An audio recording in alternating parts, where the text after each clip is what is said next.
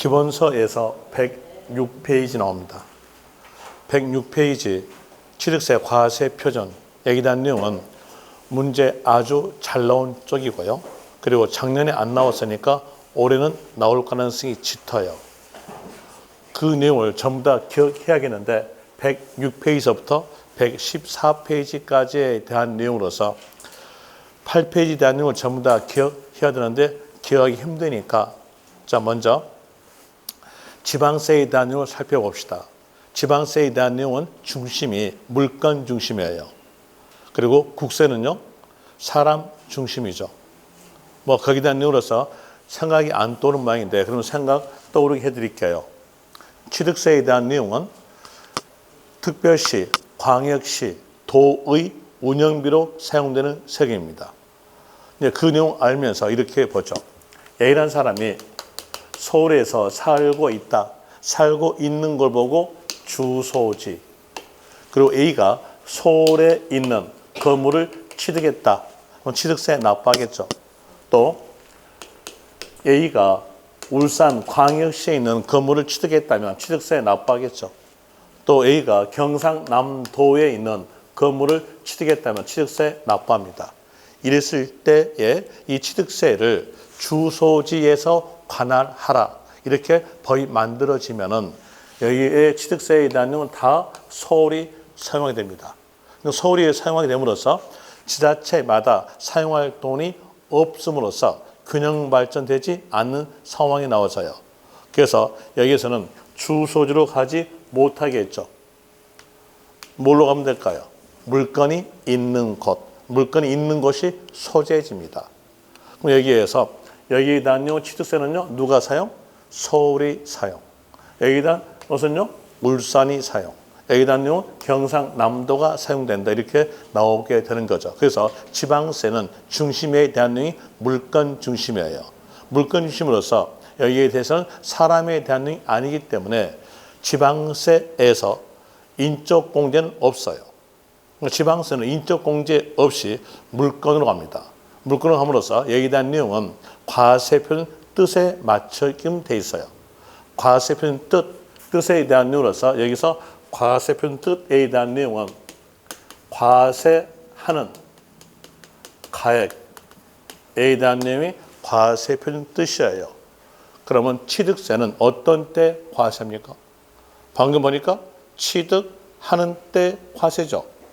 그러면 취득세 과세하는 가액에 대한으로서 과세표준은 취득하는 때의 가액이다. 라는 말과 같은 말로서 취득 시기의 가액이다. 같은 말로서 취득 당시 가액, 또 같은 말로서 취득 가액 됩니다. 그럼 이제 여기에 따라서 결과가 나왔네요. 지방세 세금의 과세표를 물어본다면 세자 앞에 있는 글자에다가 가액자 붙인다. 그럼 되겠죠. 취득세에 대한 내용이니까 취득 가액이다. 이렇게 나와져요. 또 해볼까요? 등록면허세에서 과세표준 그러면요. 등록 당시 가액 이렇게 되겠죠. 그리고 취득세에 대해서 볼 때 취득 시기의 가액에 대한 내용이니까 연부 취득일 때 취득 시기 아까 어떻게 배웠습니까? 연부 취득일 때 취득 시기는 연부금 지급일 이랬었죠. 연 단위로 돈 준 날이었어요. 그러면 연 단위로 돈 준 날이니까 여기에 대한 내용은 연 단위로 돈 준 날의 금액이다. 라는 내용으로서 매해 돈 준 금액이죠. 매해 돈 준 금액이니까 연부 금액 그럽니다.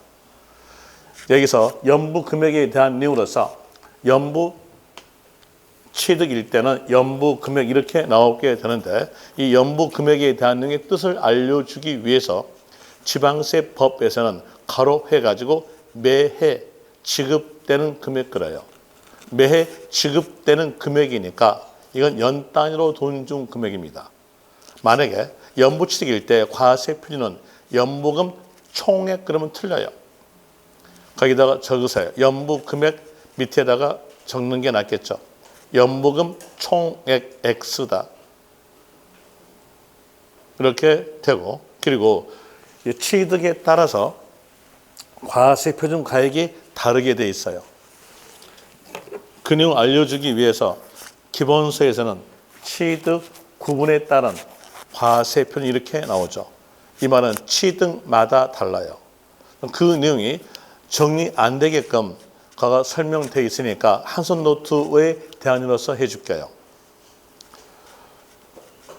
문장으로서 쭉 나열되어 있으니까 표로 안 만들어져 있으니까 이게 혼동스러워요.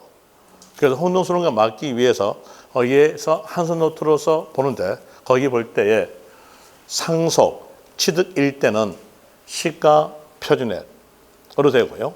또 증여 취득일 때는 시가 인정액 됩니다. 그리고 또 다시 유상 취득일 때는 사실상 취득가로서 나오게 되고 그리고 원시 취득에 대한도 사실상 취득가 이렇게 나오고요. 그리고 교환이었다면 교환이니까 바꾼다는 내용으로서 줬던 부동산의 인정액과 받았던 부동산의 인정액 중 높은 가액. 그래서 포인트는 높은 가액이고요. 그리고 또 지목 변경일 때는 사실상 취득가다. 이렇게 나오는데 여기에서 이제 여러분들이 모르는 용어가 나오죠. 모르는 용어가 나오니까 영어 해설부터 해줄게요. 그리고 영어 해설에 대한 내용은 시험에서 안 나온다는 거. 만약 시험에서 나온다면 틀리시면 됩니다. 그래서 시험에 안 나온다는 거 알고 영어 해설 해줄게요. 이해를 도모하기 위해서 영어 해설 해준다 뿐입니다. 방금 보니까 나온 말이 시가란 말이 나오고요. 또 나온 말이 시가 표준액도 나왔죠. 또 나온 말이 사실상 취득가 이 말도 나왔고요. 또 나온 말이 시가 인정액 이 말도 나왔죠. 여기에 대해서 용어부터 먼저 하는데 시가란 말은 통상적으로 매매가 이루어지는 가액을 말합니다. 그래서 여러분들이 어느 동네의 땅값을 알고 싶다면 거기 중개사무실 들어가서 이 동네 땅값이 평당 얼마일까요? 물어봤을 때 평당 얼마입니다. 라고 말했던 가액이 시가입니다. 그리고 시가 표준액, 시가 표준액의 원뜻에 대한 내용은 지방자치단체가 지방세를 징수하기 위해서 물건마다 매년마다 공고된 가액이다. 이렇게 나오게 되는데 글자가 많죠. 글자 많으니까 간결하게 하시면 돼요. 공고된 가액이다. 공고된 가액을 표현할 때 시가 표준액 이렇게 표현해요. 토지에 대해서 공고한다. 그러면 표현되는 것은요. 토지의 시가 표준액 이렇게 표현되겠죠. 그리고 뭘로 공고하냐? 개별 공시지가로 공고합니다. 그러면 토지의 시가 표준액은 이꼬로 개별 공시지가 이거 되겠죠. 또다시 주택에 대해서 매년마다 공고한다. 이렇게 한다면 표현되는 글자는요. 주택의 시가 표준액 이렇게 표현됩니다. 그리고 무엇으로 공고하냐면 주택 공시가율로 공고하고 있어요. 교육적으로서 주택의 시가 표준액은 이꼬로 주택 공시가 이렇게 나오죠. 그리고 여기서 시가 인정액에 대한 내용인데 시가 인정액은 시가로 인정하겠다 뜻이에요. 여기에서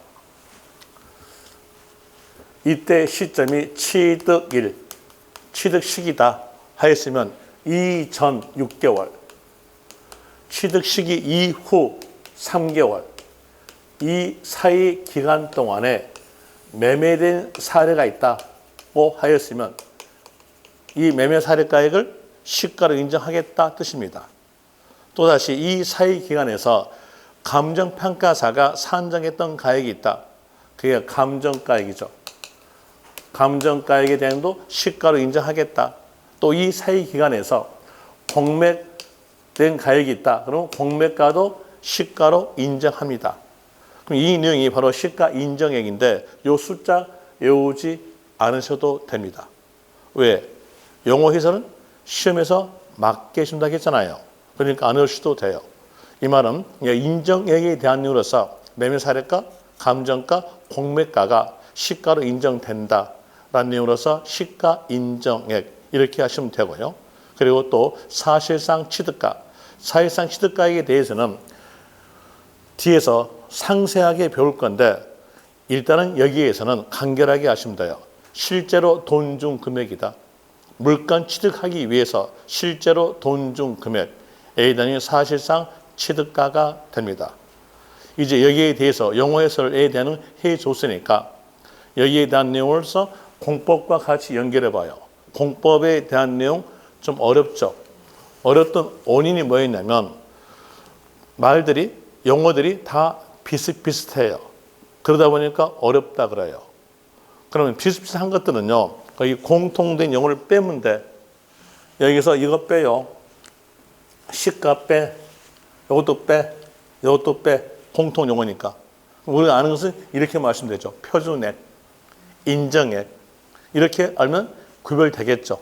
그래서 표준액, 인정액, 사실상 취득가 이렇게만 아시면 돼요. 그리고 이 표준액에 대한 내용은 공고된 가액으로서 시가 대비해서 20 내지 30% 낮은 가액이 표준액입니다. 낮은 가액이니까 이 표준액 밑으로 내려가지는 않아요. 마지노선이에요. 만약에 문장에서 알 수 없다는 말이 나온다면 그때는 표준액으로 한다. 마지노선이다. 이렇게 아시면 됩니다. 이제 그런 내용으로서 여기에 대해서 전부 다 이제 각기 취득마다 과세는 가액이 다르다 하였으니까 이 내용 어쩔 수 없이 외우셔야 돼요. 그래야 구별할 수 있어요. 암기하시는데 암기하기가 참 까다로울 거예요. 너무 많으니까. 그래서 여기에 대한 내용은 첫 글자로서 문장으로 만들어가지고 연상에 의해서 알아두면 거기에 대한 내용들 다 구별할 수 있어요. 이렇게 외우세요. 유언지 간 것은 사실, 상표로 증인 삼다. 이렇게 알면은 충분하게 여러분들이 구별이 가능합니다. 이것을 적으셔야지.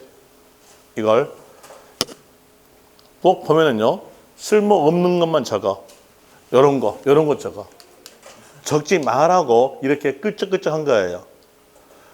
적으라 한 것들은요, 이렇게 예쁘게 아름답게 해줘. 예쁘고 아름다운 것만 적으시면 됩니다. 유언지 간 것은 사실, 상표로 증인 삼다.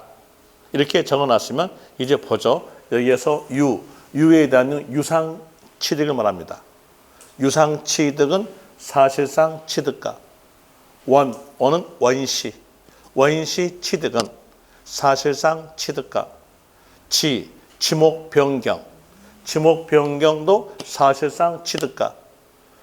그래서 이걸 한꺼번에 묶어준 거예요. 유언지는 사실상 취득가다. 이렇게 아시고, 그리고 상표로 증인 삼다. 상속은 표준액. 증인 삼다. 증여는 인정액. 이렇게 알고요. 거기에 대한 이로서 이제 차근차근 하여 보죠.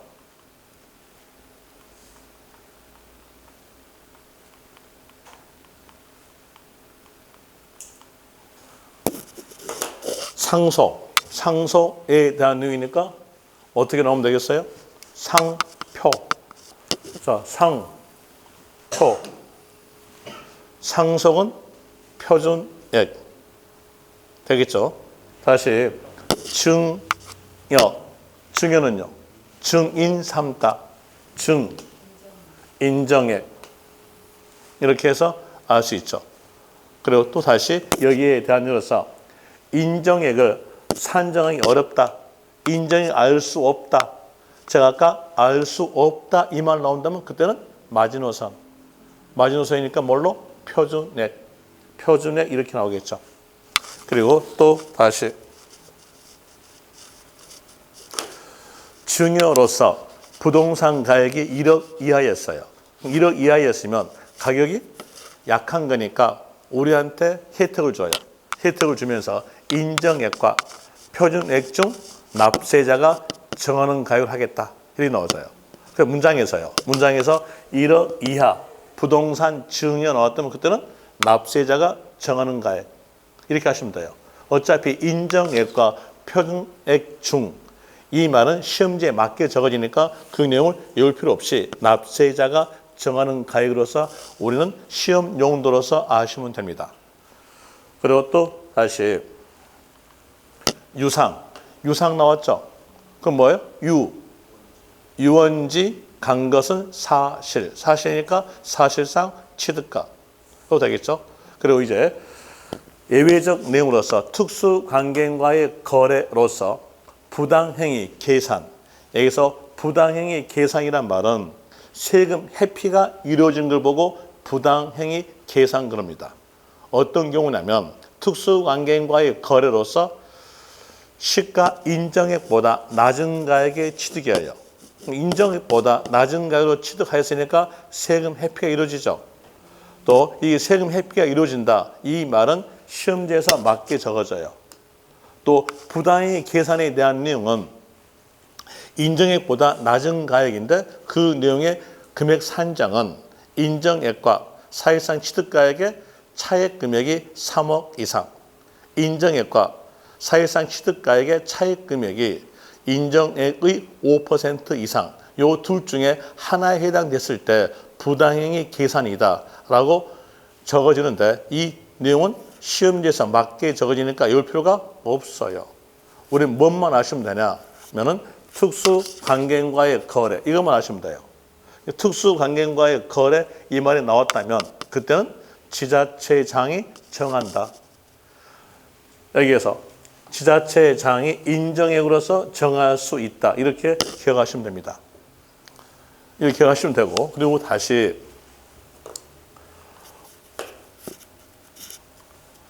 원시 취득은요. 유원지, 원시는 사실상 취득가로 되죠.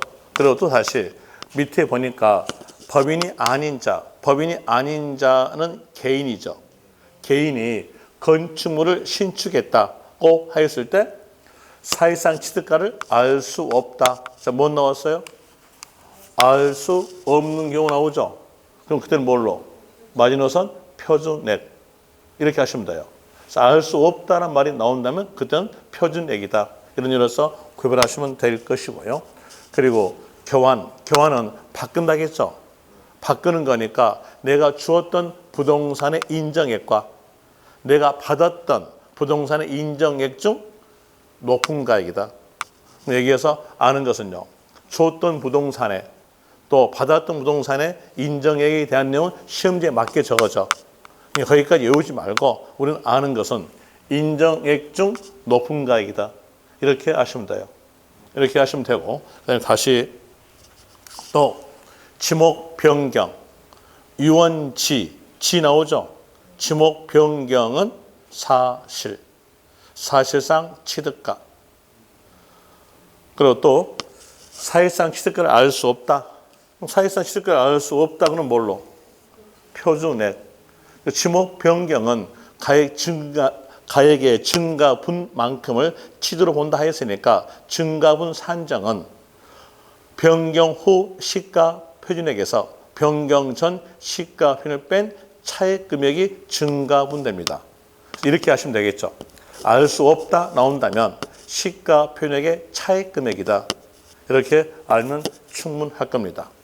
그런 예로서 아시면 될 것이고 그리고 이제 이 내용에 따라서 취득의 구분에 대한 내용은 방금 보니까 이것만 알면 다 외워지죠.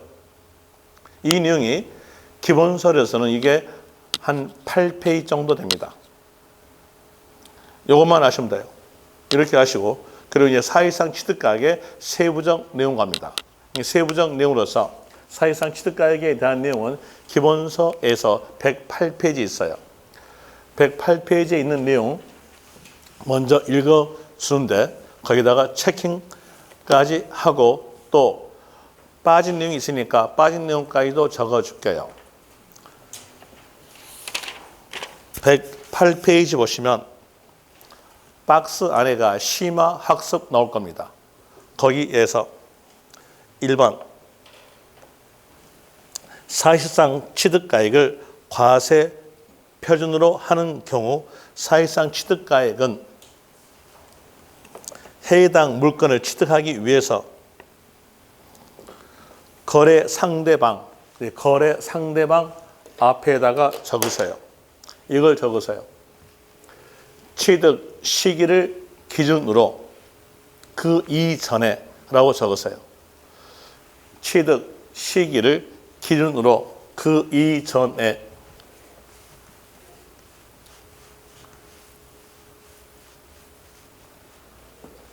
취득 시기를 기준으로 그 이전에 적었습니까? 적었으면 거기에서 이전에서 전자에다가 동그라미.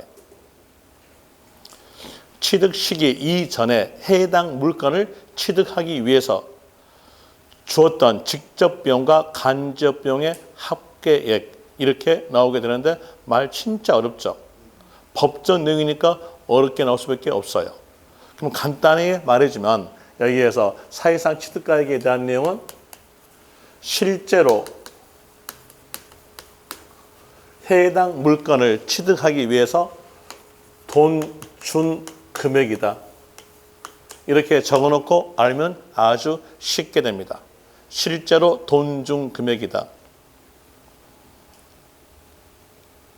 저 고상한말 안 쓸게요. 여러분하고 저하고 학문 안 한다겠죠? 그다음에 또 실무 안 한다겠죠? 뭐만 한다겠어요? 시험 용도만. 그러니까는 이제 시험 용도로서 아는 것은 실제로 돈 준 금액이다. 이렇게 아시면 돼요. 그리고 이 실제로 돈 준 금액은 취득 시기 이전에 물건 취득하기 위해서 준 거예요. 그러면 반대로 취득한 후에 돈 준 금액은 취득한 후에 돈 준 금액이 사실상 취득가액에 들어가겠다, 안 들어가겠다? 아니, 이제 제가 이 물건을, 이 분필을 취득합니다. 취득할 때 이걸 취득하기 위해서 실제로 돈 준 금액이 3만 원 줬어요. 그럼 얼마 되겠까요? 사실상 취득가는 3만 원입니다. 그럼 또 다시 취득한 후에 돈 준 금액은 들어가 안 들어가요? 안 들어간다는 얘기예요. 그리고 얘가 포인트가 뭐였어요? 취득 시기 이전에 해당 물건을 취득하기 위해서 실제로 돈 준 금액이에요. 그러면 취득 시기 이후에 돈 준 금액은요? 들어가지 않는다. 그 내용으로서 한손 노트에 적어놨어요. 제외되는 것, 포함되지 않는 것에 대한 내용 왜 포함되지 않느냐 하면은 취득 시기 이후 금액이니까 포함되지 않아요. A번 보세요. A번에서 판매를 위한 광고 선전비. 판매를 위한 그랬죠. 일반적으로요. 일반적으로 취득한 후에 팔죠. 그럼 여기에 대한 내용은 광고 선전비는 취득 시기 이후 비용이니까 포함되지 않겠다. 또 다시 C번, C에서 이주비. 이주비에 대한 내용이 뭐냐? 이사비예요. 이사비, 취득한 후에 이사할까요? 취득 전에 이사할까요? 일반적은 취득한 후에 이사하죠. 그러면 이주비는 후 비용이니까 포함되지 않겠다. 이거고요. 또 부가가치세 기억하세요. 부가가치세에 대한 내용은 환급받습니다. 환급받으니까 부가가치세는 포함되지 아니한다. 이렇게 나오죠. 그리고 B번, 전기, 가스, 열 등을 이용한 자가 부담했던 비용. 이용한 자가 부담했던 비용이 내가 준 금액일까요? 아니죠. 그러니까 내 취득가는 포함되지 않는다. 내가 준 금액이 아니니까. 또 전기, 가스, 열 등을 이용하는 것은 어떨까? 취득한 후에 이용하는 거죠. 그러니까 후 비용으로서 포함되지 않겠다는 뜻입니다. 여기에 대한 내용이 문제가 예전에 나왔는데 어디가 나왔는가? 일반적 상식이 나와요. 일반 상식으로서 이게 나왔죠. 전기, 가스, 열 등을 이용한 자가 부담했던 비용 이게 나왔습니다. 이제 나온다면 어디가 나올 차례겠는가? 부가가치세. 부가가치세는 환급받으니까 포함되지 않는다로 아시면 되고, 그리고 아까 사실상 취득가액에 대한 일로서 단서 있어요. 단서에 대해서 보이는 단서에 대한 내용으로서 볼 때 다만 일시급, 거기서 일시급에다가 동그라미 치세요. 일시급, 이 말이 있으면 여기 뒤 내용 보지 마세요. 보지 말고 막바로 끝말 가세요. 끝말은요, 할인된 금액이다. 할인된 금액에다가 밑줄 치세요. 일시급 나왔다면 뒤 내용을 보지 말라고 한 이유가 있어요.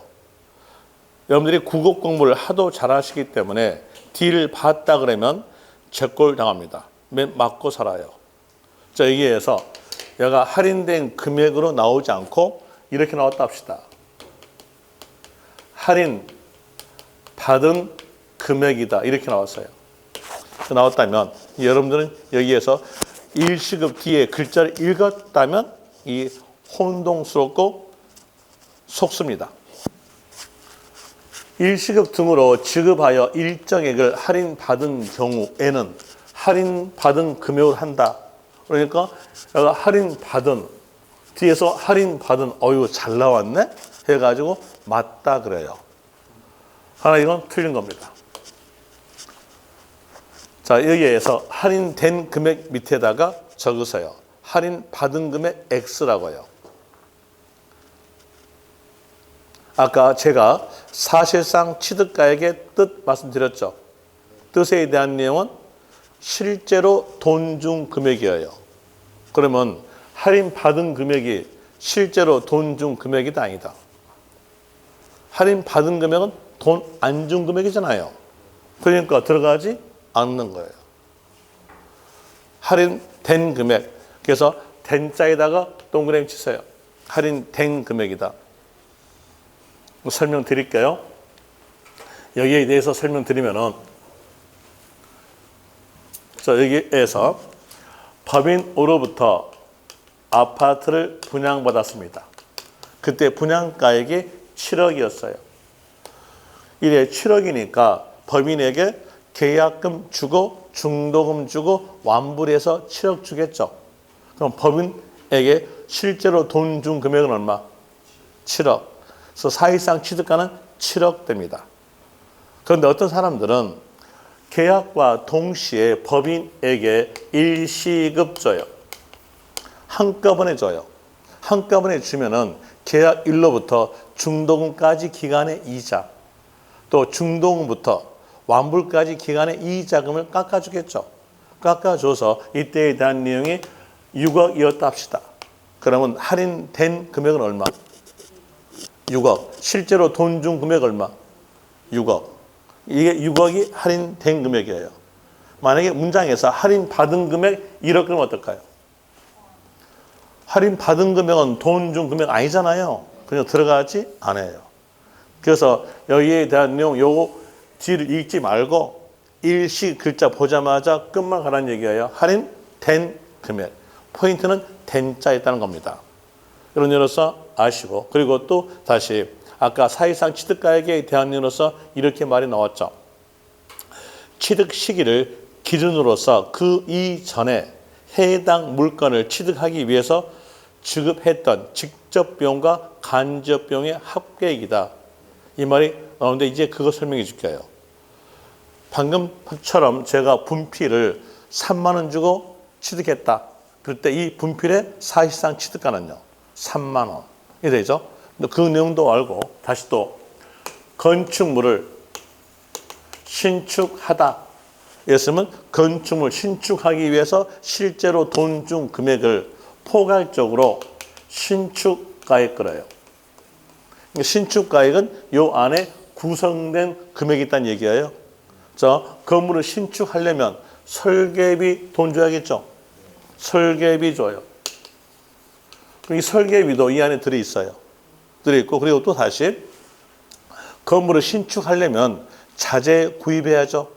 자재 구입하니까 자재비에 대한 이 안에 들어있어요. 또 다시 인건비도 들어있겠죠.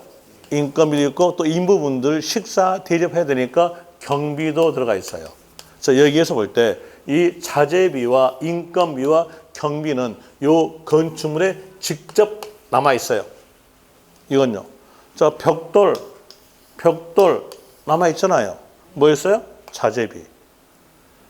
그 다음에 또 여기서 벽돌과 벽돌을 붙이려면 모르타르 개야죠. 모르타르 누가 갭니까? 사람이. 인건비 들어가 있겠죠. 그 다음에 또 다시 인부분들 식사 대접해야 되니까 경비 들어가 있겠죠. 그럼 여기에서 자재비와 인건비와 경비는 이 건물에 직접 들어간 거예요. 직접 비어요. 그 다음에 여기 설계비는 용역증가예요. 용역증가로서 이건 간접비예요. 그럼 이 신축가액에 대한 내용은 사실상 취득가액에 대한 내용은 직접비와 간접비용의 합계된 금액이다. 이렇게 나오게 되는 겁니다. 이런 일로서 법이 만들어져 있던 것이고요. 그리고 다시 직접 비용에 대한 내용으로서는 자재비, 경비, 인건비가 직접비다. 간접비에 대한 내용으로서 봅니다. 간접비용에 대한 내용으로서 기업, 건설 자금에 충당한 차입금, 차입금은 빌려온 금액이에요. 빌려온 금액으로서 자재비, 인건비, 경비 줍니다. 이건 직접비였고요. 또 차입금의 이자, 이자에 대한 내용은 빌려온 금액의 이자에 대한 내용은 간접비용으로서 들어갑니다. 거기서 이자에다가 밑줄. 그리고 그 옆에 보면은 나온 말이 법인이 아닌 자가 취득하는 경우, 법인이 아닌 자니까 누굴 말하냐면 개인. 개인일 때는 제외됩니다. 그럼 반대로 법인은요, 포함된다. 이런 내용일 것이고, 여기에 대한 내용 설명은 곧 드릴 거예요. 그 다음에 니은에서 할부이자, 연불이자, 연체이자, 여기도 이자 밑줄. 그리고 거기에서 법인이 아닌 자였으니까 개인이죠. 개인은 제외. 그럼 교육적으로서 이자죠. 이자. 지금 현재 여러분들은요, 신기하게도 막 글자 있으면 글자 다 외우려고 그래. 세법은 글자 다 외웠다 그러면 낭패예요. 왜? 시간이 워낙 오래 걸려. 글자 다 외우지 말고 포인트된 글자만 알자는 겁니다.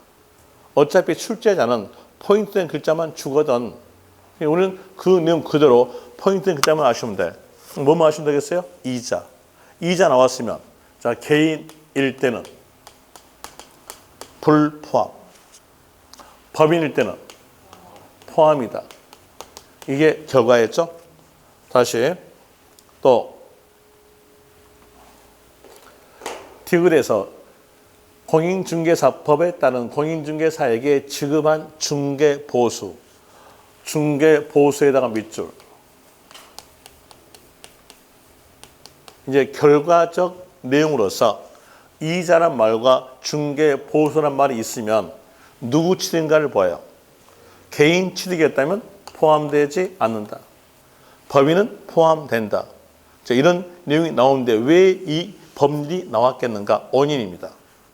개인은 이자 금액에 대해서 실제로 돈 준 금액에 들어있어요. 그걸 다시 떼어내서 또 넣어주면 이중과세입니다. 이중과세를 방지하기 위해서 개인 취득일 때는 제외 이 말이 나오게 되고요. 법인은 장부 작성합니다. 장부 작성할 때 기업 회계 기준에 의해서 장부를 작성토록 하였는데 기업 회계 기준에서는 현금 취득이든 어음 취득이든 연불 취득이든 할부 취득이든 관계없이 다 현금가로 적어라. 이 내용 때문에 이 말이 나오게 되는 겁니다. 이제 한번 이론적 내용을 말씀드렸으니까 상황 만들어 볼게요. 상황 만들어 볼 때, 자, 개인이 차량을 현금 주고 취득했다. 현금가가 1억이었습니다. 그리고 또 이 똑같은 차량에 대한 내용을 할부로 취득해요. 할부로 취득하게 되면 현금가 1억에다가 할부 이자 금액을 주겠죠. 할부 이자 금액이 1,000만 원이었다 합시다. 그러면 할부 취득할 때 실제로 돈 준 금액은요. 1억 1,000만 원. 여기에서 1,000만 원 떼어내 가지고 또다시 이렇게 넣어주면요. 몇 번 과세? 실제로 돈 준 금액 안에가 할부이자 들어있죠. 거기다 또 넣어주면 몇 번 과세냐? 2번 과세예요. 2번 과세니까 이중 과세를 방지하기 위해서 이자와 중개 보수는 포함되지 않는다. 이렇게 나온 겁니다. 다시 이제 법인 가죠. 요 똑같은 차량에 대한 내용을 법인이 취득해요. 이랬을 때 할부로 취득하였다고 하더라도 장부에다가는 차량해가지고 현금가 적어요. 현금가로서 1억 적습니다. 그러면 형평성 맞아 안 맞아요? 자, 개인이 취득할 때 할부 취득일 때는 1억 1천, 법인은 1억. 형평성 안 맞죠? 안 맞으니까 형평성 맞춰주기 위해서 여기다가 이자 해가지고 1,000만 원 이렇게 더한다는 얘기예요. 그러면 얘기요? 법인 얼마요? 1억 1천. 개인도 얼마? 1억 1천. 이렇게 맞게 되는 겁니다. 그래서 장부 작성하냐 안 하냐에 따라 가지고 법이 나왔던 겁니다. 법인은 장부 작성을 기업 회계 기준에 의해서 하도록 했으니까 여기에서 이자에 대한 내용과 중개보수는 포함이 된다. 개인은요? 포함되지 않습니다. 이제 문제하고 연결해 볼 때 사회상 취득가에 관한 내용이 문제였다면 누구 취득인가를 꼭 봐야 돼요. 개인 취득인가 법인 취득인가를 보고 개인 취득이었을 때 이자와 그리고 중개보수는 불포함이다. 이렇게 아시면 될 것이고 그리고 니은은 읽어보시면 되고요. 미음 갑시다. 미음에서 용역비에다가 밑줄. 용역비가 뭐냐면 설계비를 말합니다. 수수료 밑줄. 수수료에 대한 뉴로서는 뭘 말하냐면 토지, 측량, 수수료를 말해주죠. 토지, 측량, 수수료. 그리고 비읍에서 취득대금 외에 이 취득대금이란 말은 현금 지급액을 말합니다. 현금 지급된 금액 외에 당사자 약정에 따른 취득자 조건 부담액과 채무 인수액, 이 채무 인수액 옆에다가 이렇게 적으세요. 적는 것은 가로 하셔가지고 채무 인수 조건 취득 채무를 인수하겠다라는 조건으로 취득합니다. 그러면 취득가액에 대한 내용은 현금 지급된 금액에다가 채무 인수액을 더해줘야 자기의 취득가가 되겠죠. 여기에 대한 내용 현금 지급액 플러스 채무 인수액 이걸 적으시면 돼요. 조건이 어느 조건이니까? 채무 인수 조건이니까. 그리고 다시 시옷에서 먼저 읽어줄게요. 부동산 취득하는 경우 주택 도시기금법에 따라 매입한 국민주택채권, 채권 밑줄. 채권을 해당 부동산 취득 이전에 양도함으로써 발생한 매각차손, 매각차손 밑줄. 그러면 연결시켜봐요. 연결시켜본다면 이렇게 글자 나오겠죠? 채권, 매각. 매각이라면 팔다. 차손, 차인한 손실. 이 차인한 손실에 대한 내용은 신축할 때 발생된 거니까 취득가액에 포함하겠다는 뜻이에요. 여러분들이 공법서 배울 때 주택을 신축하게 되면 주택 채권을 매입한다라고 배웠을 겁니다. 그때 매입했던 주택 채권에 대한 내용이 1억이었어요. 액면가가 1억입니다. 액면가란 말은 종이에 적어져 있는 금액이 액면가액이에요. 이 1억 금액에 대한 내용을 은행에 팔아요. 채권을 은행에 만기 전에 팝니다. 만기 전에 팔았을 때 돈 들어온 금액은 1억 들어올까요? 적게 들어올까요? 당연히 만기 전에 파는 거니까 적게 들어온다는 얘기예요. 그때 금액이 7천만 원 들어왔다 합시다. 그러면 손실 금액은요? 3천만 원.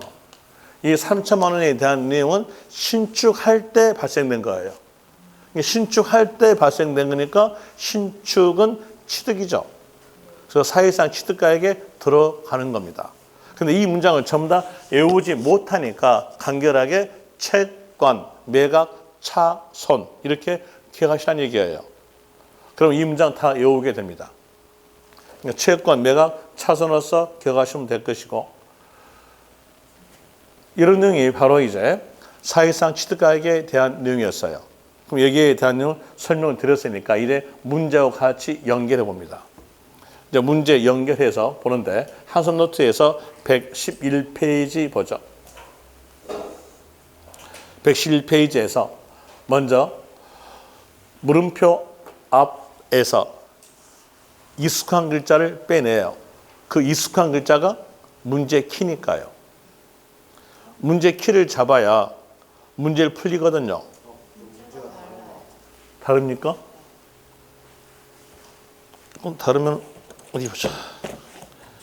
그럼 같은 걸로 해줄게요. 같은 걸로 또 먼저야 6번 같습니까?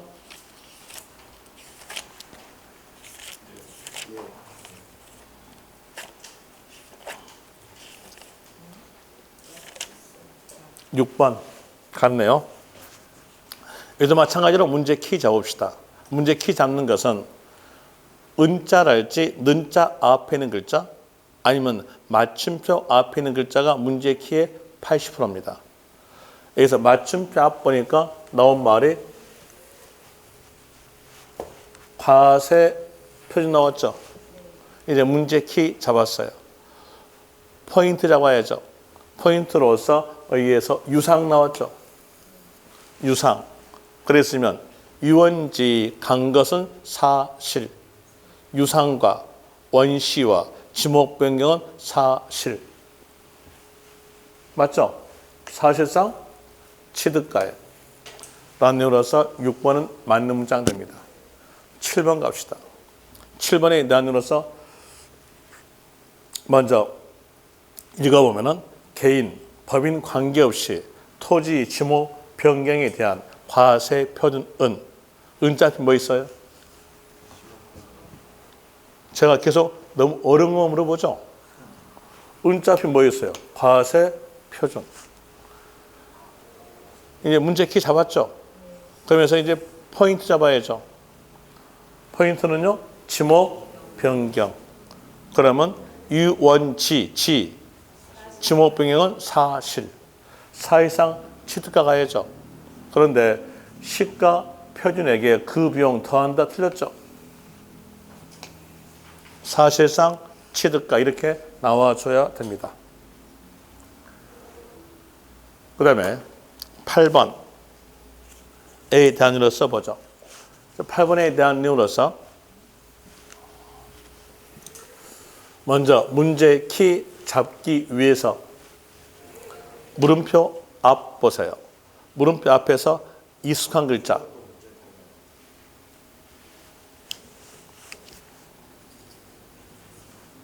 물음표 앞에서 익숙한 글자 113페이지에서 8번. 네? 내용 달라요? 내용 달라도 하여튼 물음표 앞에서 익숙한 글자 안 나옵니까? 나오네요. 과세 표준. 어느 세금에서? 취득세에서. 이게 문제 키입니다. 문제 키 잡았죠? 선다 보죠. 선다 1번. 선다 1번 보니까 취득 시기 이전의 할부이자 연체이자는 뭐 넣었어요? 이자. 그러면 법인, 개인 모두 포함한다? 틀렸죠. 개인은 제외. 법인은 포함. 그래서 1번 틀렸고요. 2번 갑시다. 2번은 개별적 문제 키 있어요. 매매계약서 상의 약정 금액을 일시급 못 넣었어요. 일시급. 일시급 글자 보자마자 끝말 가세요. 끝말은 할인된 금액. 그런데 할인 받은 금액이다? 틀렸죠. 할인 받은 금액은 실제로 돈 준 금액 아니잖아요. 그러면서 이게 할인 받은 금액이 아니라 할인된 금액 이렇게 나와줘야 맞습니다. 그 다음에 3번에 대해서 연부 취득 경우 취득세 과세 표준은 은자폐 과세 표준. 포인트는요. 연부 취득. 연부 취득일 때 연부금 총액이다. 틀렸죠. 연 단위로 돈 준 금액으로서 연부 금액 가야 돼요. 그래서 3번도 틀렸고요. 그리고 4번에 대한 내용으로서 부가가치세. 자, 부가가치세 포함이다, 불포함이다? 불포함. 그런데 포함한다 틀렸죠. 네, 다시 5번에서 당사자 약정에 의한 취득자 조건 부담액은 취득가액에 포함한다. 자, 여기서 조건 부담액. 아까 채무 인수 조건 그랬죠.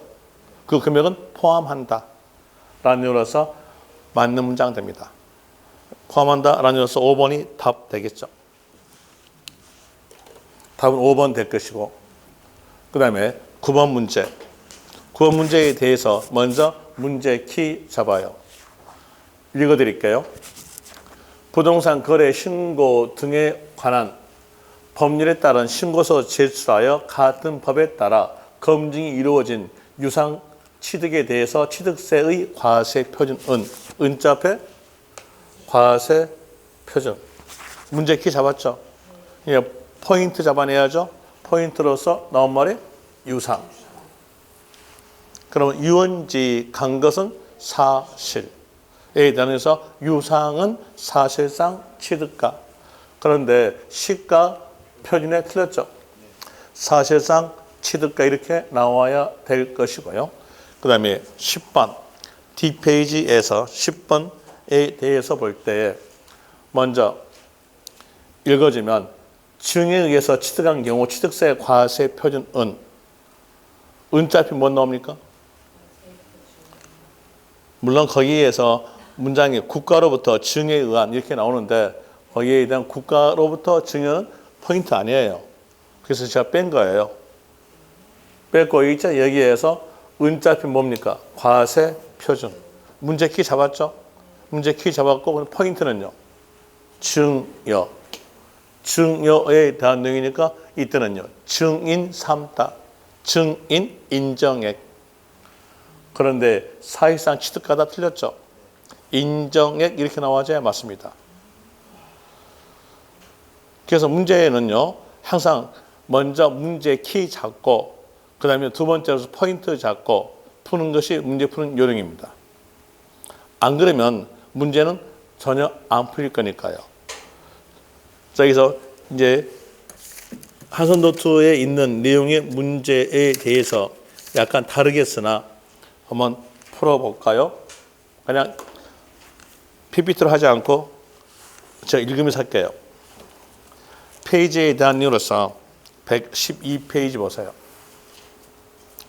112페이지에서 5번 문제. 5번 문제에 대한 이유로서 문제상 지문 길죠. 이렇게 문제상 지문이 기니까 빨리 키를 잡는데 물음표 앞에서 익숙한 글자 나오죠.